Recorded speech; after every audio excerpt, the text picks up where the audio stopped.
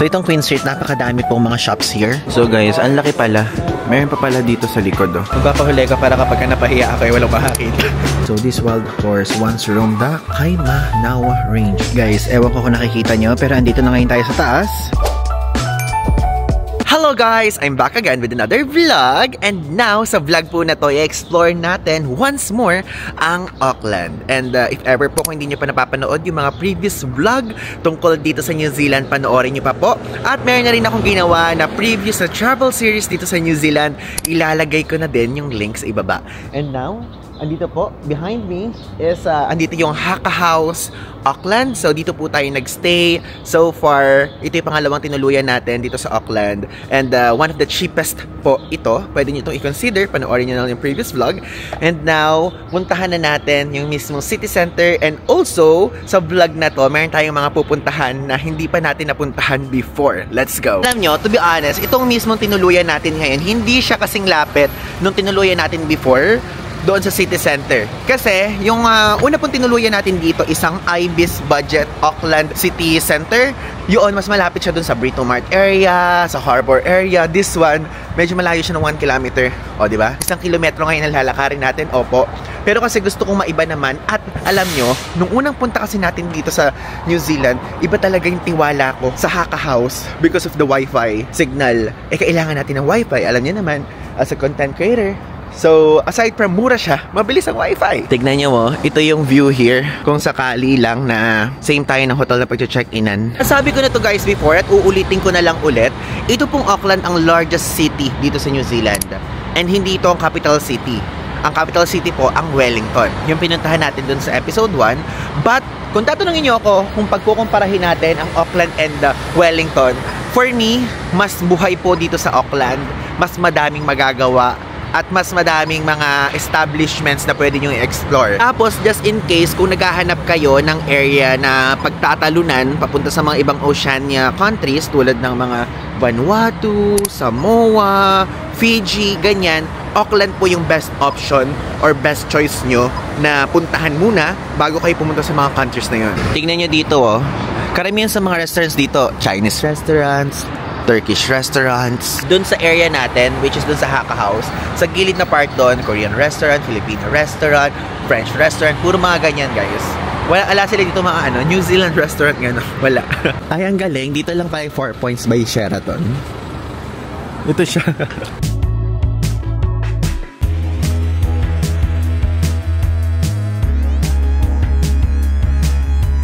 Tingnan nyo guys, ito yung Auckland Town Hall. Alala ko tong area na to. Dito tayo umupo.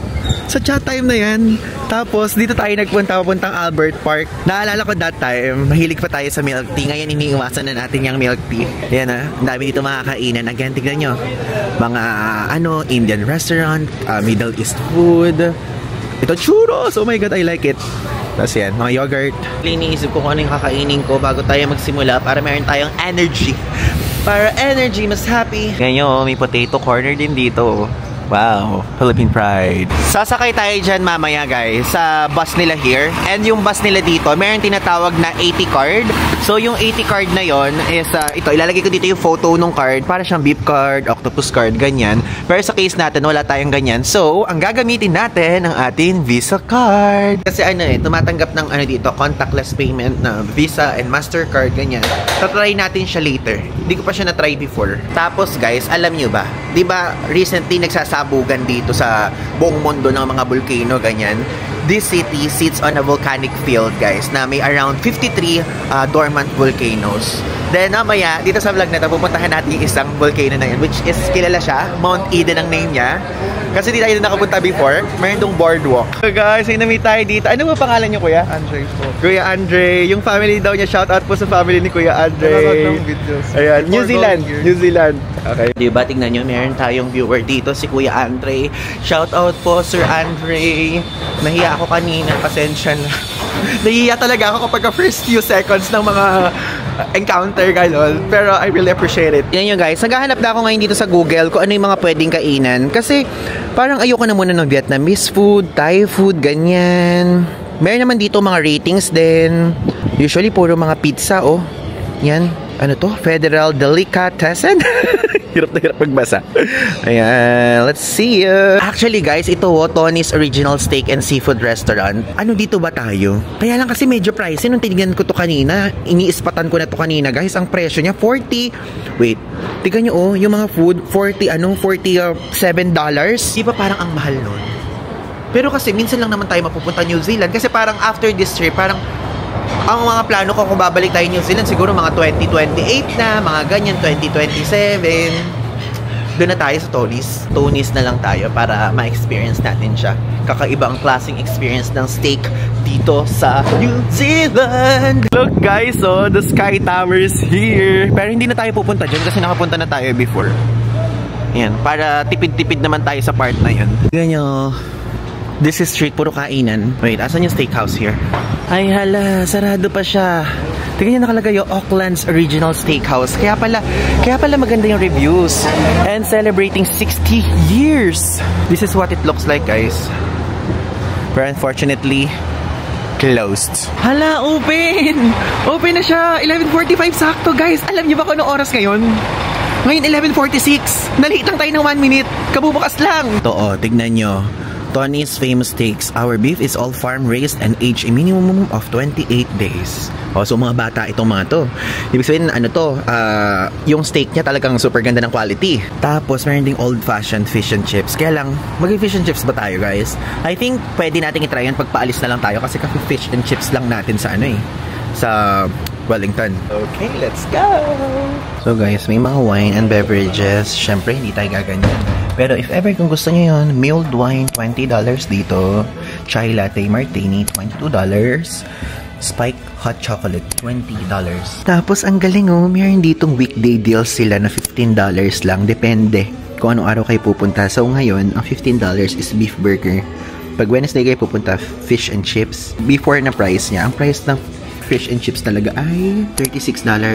Pero, kalahati guys, $15 na lang pagka nagpunta kayo ng Wednesday. Guys, ang mura naman pala kapag lunch favorites na fish and chips, $18 lang Mura. Sige, mag-fish and chips na lang ulit tayo. Sorry, kinain ko yung sinabi ko kanina na hindi ako mag-fish and chips kasi na-amaze ako sa price $18.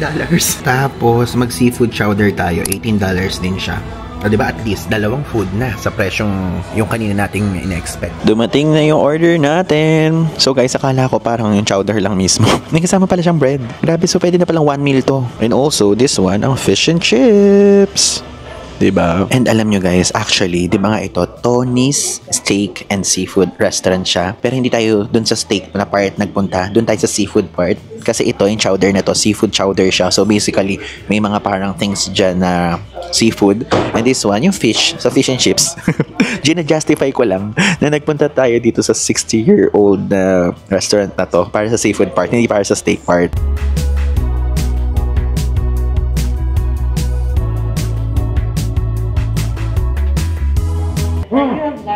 Pinoy? Ay, hello ate. Hello po. Nag-vlog ako. Hi! Pilipino pala si ate. Hindi kita nakaka Pilipino. Galing mo English. Hindi. Thank you po. Ano napanood niyo sa Auckland? Auckland? Kasi binalikan ko yung New Zealand para sa Wellington naman. Galing na ako Wellington. Auckland ngayon. Bukas punta na ka Christchurch. Christchurch. Tayo saan kayo? Sa Bulacan. Ay, meron siya. Magkatabi lang tayo. Nice meeting you po. Panoorin niyo to, lalabas kayo dyan. Sige, sige. Thank you, thank you po. Grabe, Pinoy tayo na-meet. Nakilala tayo ni ate. Nakita pa ni ate na ang lakas natin kumain.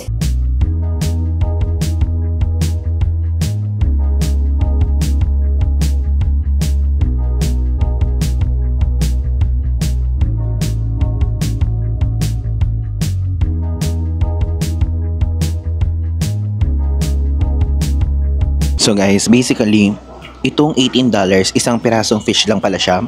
Kasi usually kapag yung $30 is dalawang pirasong fish yun. So ito, isa lang. Tapos madami naman, may salad ng kasama. Tapos meron na rin mismong, ano tawag doon?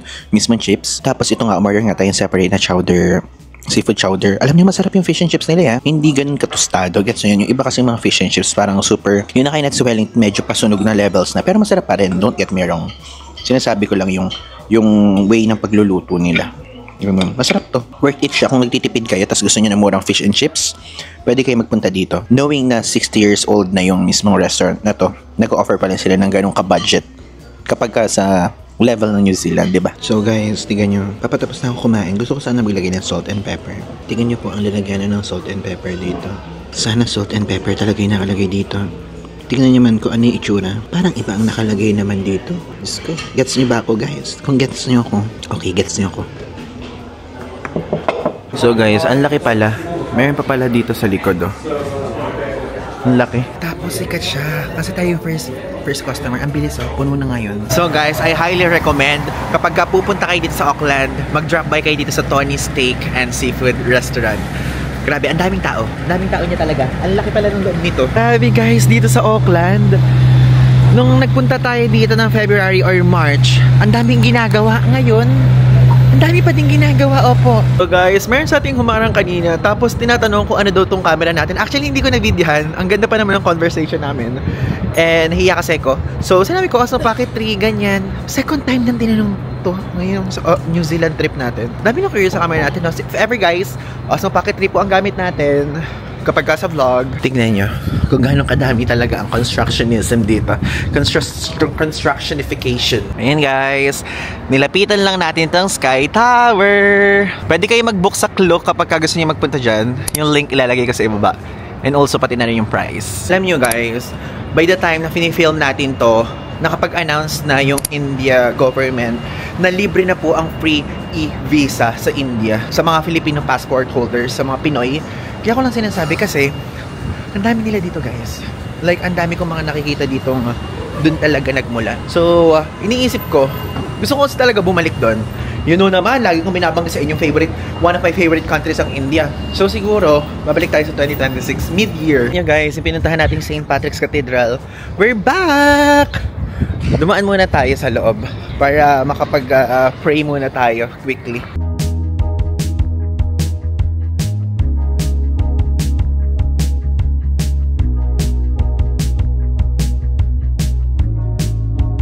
Guys, sakto. We're done. Katatapos lang din ng misa. And we're back here again. Binalikan lang natin yung mga pinuntahan natin dito sa paligid ng church. Tingnan nyo, nadaanan ko din yung ating old hotel. Ang Ibis Budget Auckland. Dito ngayon tayo guys sa area ng Queen Street. So itong Queen Street, napakadami pong mga shops here. Ito, makikita nyo, may JB Hi-Fi. Tapos dito sa likod natin, andyan yung Chemist Warehouse, Kathmandu, Macpac. Tapos pagka dinire-diretso natin yan, Brito Mart na yung natin, patutunguhan. Nyo din ba guys, na yung Maori name ng Auckland is Tamaki Makarao? Because ang ibig sabihin nun, Tamaki desired by many.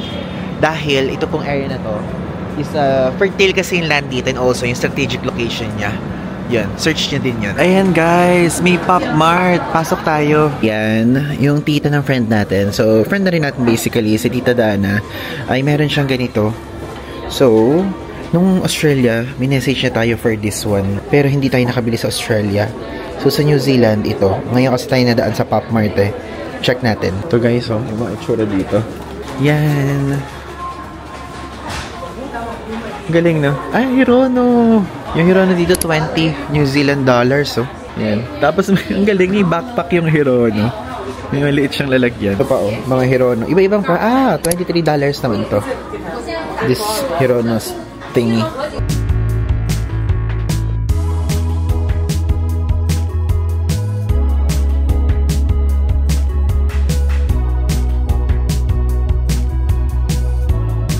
Ay, sold out na daw guys. Ala na. Sayang. Alam nyo guys, sa lahat ng mga nandito, yung mga cute collectible stuff na ganyan, parang Smisky, Labubu, ang pinaka-nakukyutan ko talaga is Hirono. Ewan ko, cute na cute ako sa Hirono, oh. You know, ang cute niya, no? Parang siyang bata lang na ganyan. Para bang lagi siyang inaantok ganun, na parang gustong matulog, na inosente.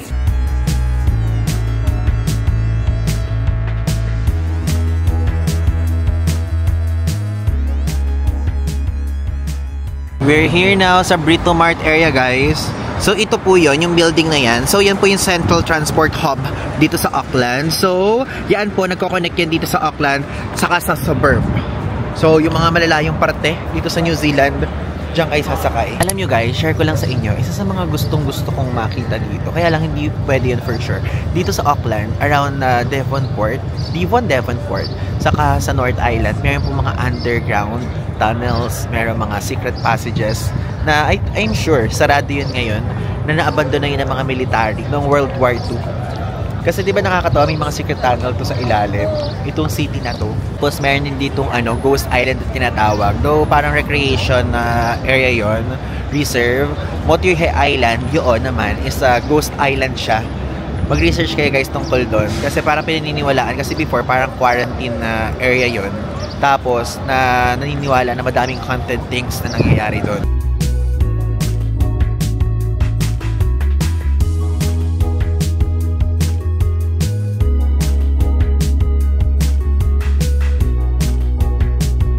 Ito guys, yung Queen's Wharf. If ever kung sasakay kayo ng ferry, dito po yun. So, dito lang siya sa area ng downtown. Okay, so guys, since napuntahan na natin tong area na to, pupunta naman tayo sa Auckland War Memorial Museum. And also, katabi lang din nun yung Winter Gardens. So, let's go! Guys, pupunta tayo ngayon dito sa Auckland War Memorial Museum. And sasakay tayo sa bus. So, napakadaming bus options. Saan ba ang pinakamaganda? Dito guys tayo sasakay sa Britomart Queen's Arcade. Then, ang sasakyan nating bus, itong Newmarket. So, 4 minutes na lang. So, since first time natin itatry, ihahanda ko yung GCash card and also yung credit card. Kasi may mga attended, meron mga instances na kapag kunyari, hindi gumagana yung GCash, ang ginagamit ko yung credit card. Dito tayong guys sasakay. Sana okay yung card natin, ginakabahan ako. Magpapahuli ka para kapag napahiya ako, walang makakita. Yan, do they accept card? Ayan. Tinanggap. So, para makapunta tayo doon sa Auckland War Memorial Museum, may 8 stops. Though 10 minutes lang naman siya. Paano ngayon tayo dito guys sa Eyre Street and maglalakad na tayo going there sa Auckland War Memorial Museum. Tignan nyo, ibang vibe naman ng Auckland to. Medyo malayo na siya doon sa CBD area. Pero 10 minutes lang yung biyahe. Ganito yung papunta dito sa Auckland War Memorial Museum. Parang feeling ko feeling ko papunta na tayo ng Insidious. Ganon, napalabas yung movie. Ibang feeling ko kumakaway yung mismong branches ng puno na yan. Tama naman pala tayo. Ayan guys, may Auckland Museum. We're here, Auckland War Memorial Museum. Let's go! Alam nyo guys, ewan ko, pero bakit parang ang dilim ng mga ibang clips natin dito, no? Siguro dahil sa vibe dito. Ayan, dilim. Pero maaraw naman. Ang dilim niya. Okay, so let's go and... Wow, ang ganda. Ang ganda dito, oh. So, bumili tayo guys ng ticket. $16 ang presyo. Ayan. O, diba? Actually, half price siya ngayon kasi sarado yung kalahati ng museum. Then, tinanong ko kung itutuloy ko pa daw ba. And sabi ko, yes. Kasi syempre, parang di pa naman tayo babalik dito sa Auckland, diba? So, sulitin na natin.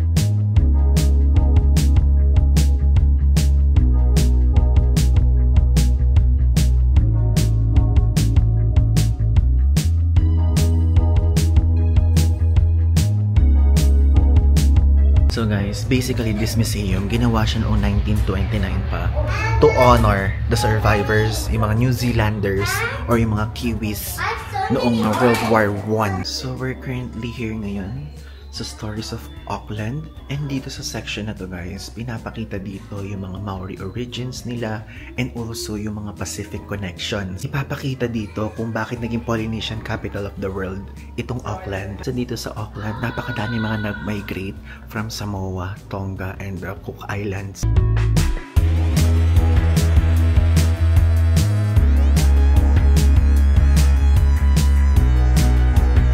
Tignan nyo, dito sa area na to, nakalagay dito lahat ng last name na recently pinanganak sa Auckland. O, nawala. Kung kailan ko binidyo, saka nawala. Ito naman, yung mga first name ng recently pinanganak dito.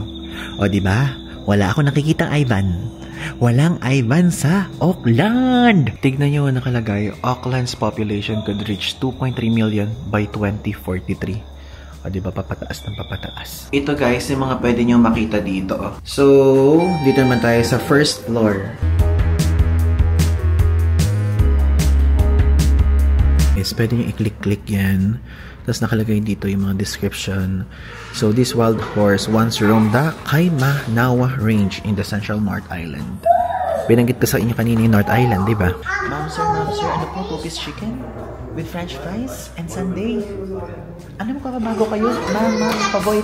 Tingnan nyo guys, so ang sarado yung volcanoes. Yan pa naman ang mga gustong gusto ko. Tapos mga ancient worlds.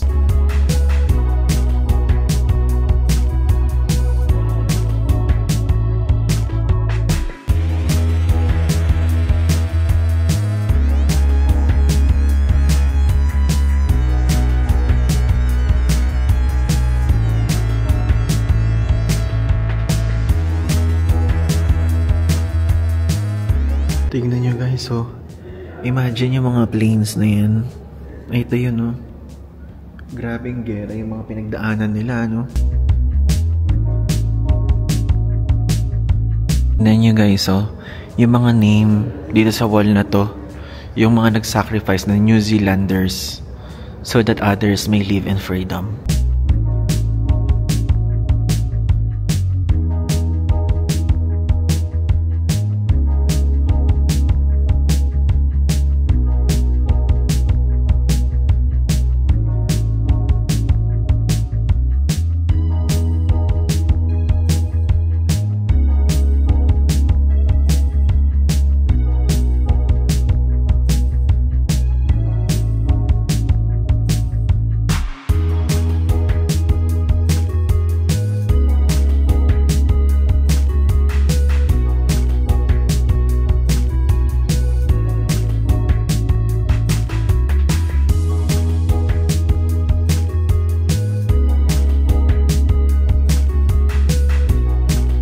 Na tayo guys dun sa mismong War Memorial Museum, and alam nyo, ang bigat ng feeling dun sa loob, lalo na sa section dun sa mga war survivors, ganyan. And actually parang na-feel ko dito yung na-feel ko nung nagpunta tayo sa Hiroshima. Naalala nyo yun, meron tayong pinuntahang museum dun, ganun yung feels dun sa loob. Kaya lang medyo nanghihinayang ako kasi andito na tayo. May gusto ko kung area ang puntahan dito na nasa loob, which is yung volcano part, kasi merong part na parang interactive eh.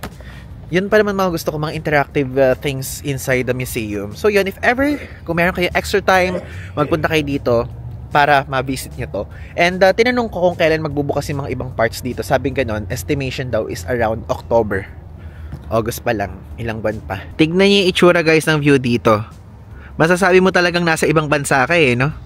Ganda! Punta ngayon tayo dun guys sa Domain Winter Gardens. Walking distance lang siya guys from here sa War Memorial Museum. We're here! Sakto guys! 4:30 to nagsasara. Buti nakaabot tayo. Grabe! May mga tulips. Wow! Di ba guys, sikat yung tulips sa Amsterdam or sa Netherlands? Gusto ko makita yung sa Netherlands soon. Manifesting. Guys, alam nyo, hindi ko alam ha. Hindi kasi ako nakapunta sa mga flowers na parang mga ganitong epek-epek. Pero, ang bango niya. Normal kayang yun yung amoy or may something na paamoy. Ang bango. Ang bango. Parang normal yung amoy. I mean, parang natural.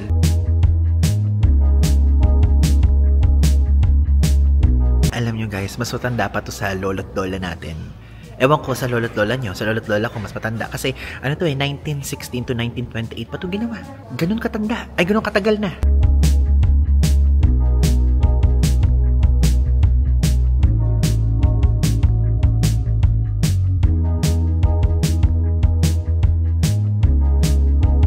Itong area na to heated. So para to sa mga tropical na plants, flowers. And alam nyo, parang nasa Pilipinas dito. Ang init. Ang init talaga. Kasi di ba yung mga ganito tumutubo din sa Pilipinas yan. Ang init guys. Parang kailangan ko tanggalin yung jacket ko dito.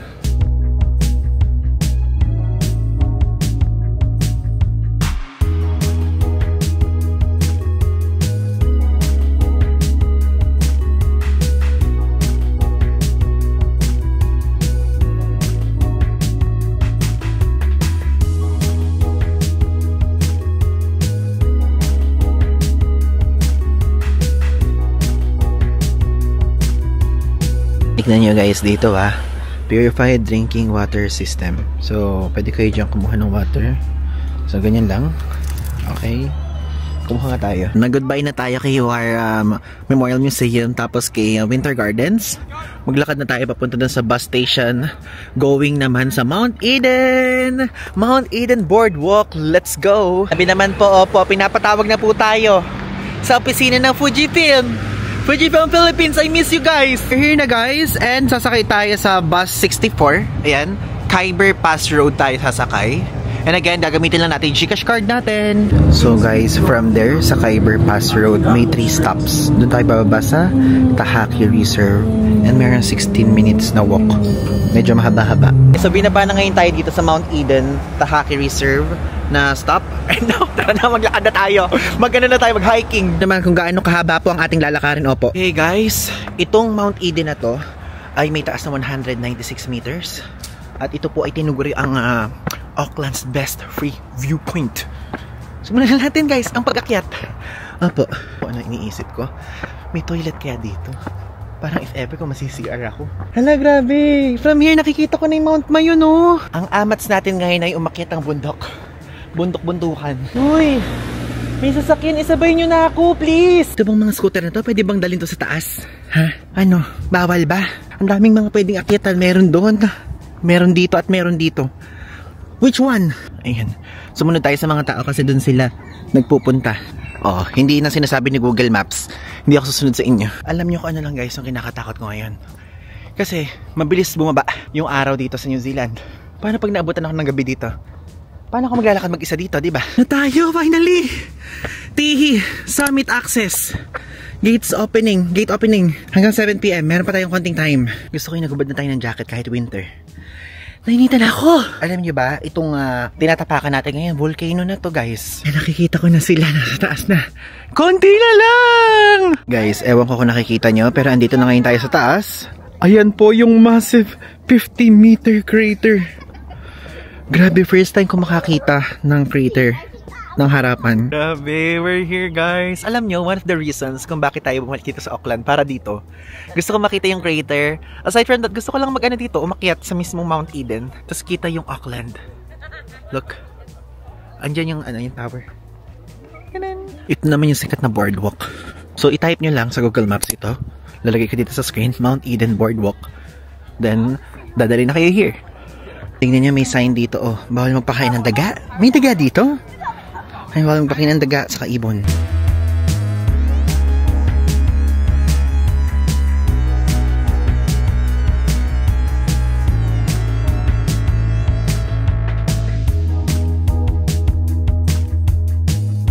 Ito na nga ba sinasabi ko? Aabutan na tayo ng dilim dito guys. Tingnan nyo, medyo dumidilim na kaya nagmamadali na akong bumaba. Pabalik guys sa CBD area, sasakay tayo dito sa 27H. Ayan guys, binaba na ngayon tayo dito ng 27H. And now, maghanap na tayo ng ating kakainan. Actually, ang gusto ko yung The White Lady na burger. But 6:30 pa siya nagbubukas. Wait natin ng konti. Okay pa naman, di pa naman ako gutom na gutom. Pero guys, itong The White Lady na to, sikat siya dito sa New Zealand. Guys, dumating na yung White Lady.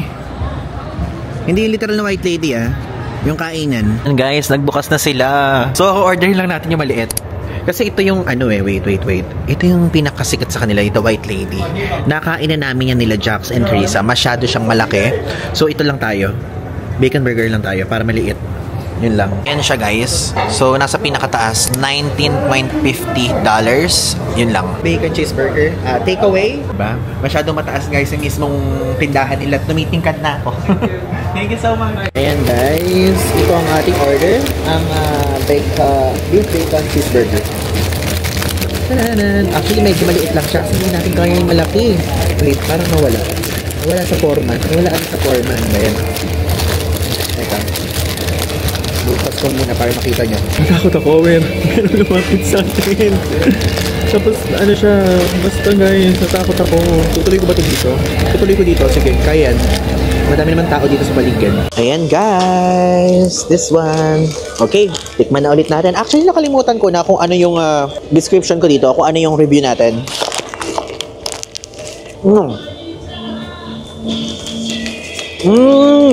Naalala ko na. Ang sinabi natin dito, hindi siya ganong maalat. Medyo totoo nga. Naalala ko na yung sinasabi ko, na yung The White Lady, hindi ganon ka alat tulad ng mga burgers natin sa Pilipinas. Medyo pricey din to, 600. Picture natin. Mayroon lang ganito. Kasi yung ketchup, masyado siyang normal na, di ba? Ito naman. Okay. Okay siya pala pagka may aioli sauce. I like it.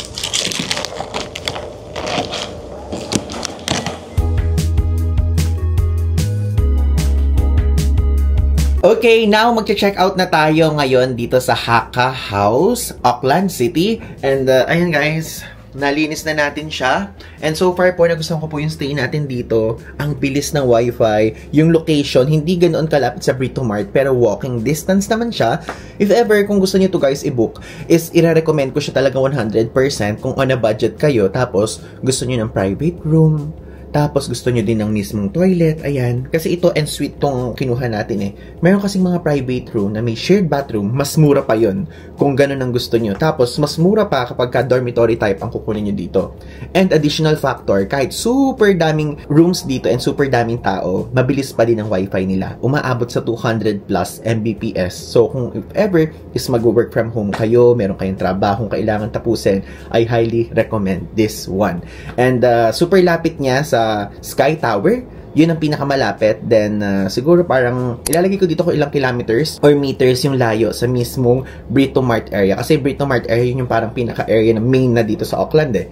Parang andun yung transportation, andun yung ferries, andun yung mga malls, andun lahat ng mga famous establishments. Again, this one po ay na-book natin sa halagang 6,275 pesos. 2 nights na yon. Kaya kung pupunta po kayo ng Auckland tapos interesado kayong i-book to, yung link ilalagay ko na lang sa ibaba. And also, you can use my code para magkaroon kayo ng extra discount. Ayan, ilalagay ko dito sa screen. Magpaalam na tayo ngayon dito sa Auckland! Nakalimutan ko pala kayo i-tour dito sa part ng Haka House, Auckland City. So, meron dito, TV, no? Ayan. If ever kung gusto nyo, for entertainment purposes. Tapos ito, may vending machine dito, guys. If ever you need. And also, meron ditong coffee vending machine. Yan. Diba? Dito may fridge. Ayan na. Also, meron ditong common area. Yan. May kitchen. Tadaan! Yan. Dito guys, pwede kayo magluto. Super daming kalan. Super dami ding mga mangkok. Microwave. Ayan. So, usually kasi ito yung mga tipid tips eh. Kung mahilig po kayo magluto, tapos sa shared area, pwede yan. Dito sa side ito. Mahihiya ako mag-video kasi may mga tao. Tapos yan, may upuan dito guys. Oh. Also, ito yung paligid ng Haka House, Auckland.